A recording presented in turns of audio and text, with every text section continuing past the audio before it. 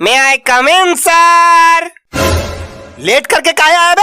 ऐसा लेट कर कहाँ आए? हम तो खड़े होकर चल के आए। हमने कहा देर से कहाँ आया? अब क्या बताए सर जी? जो हुआ है वही बता दे। वो सर जी दरअसल बात ये है कि पहले हम घर से निकल के सड़क पे आए, फिर मैं तो रास्ते से जा रहा था, आइसक्रीम खा रहा था, लड़की घुमा रहा था। अब लेट हो गए तो हम क्या करें? बेटा जिस रास्ते से आ रहा था ना आइसक्रीम खाते हुए, हाँ उसी रास्ते से वापस घर चला जा। काहे सर? काहे कि तुमको क्लास में घुसने नहीं देंगे? दोगे कैसे नहीं? हम घुस कर रहेंगे क्लास में।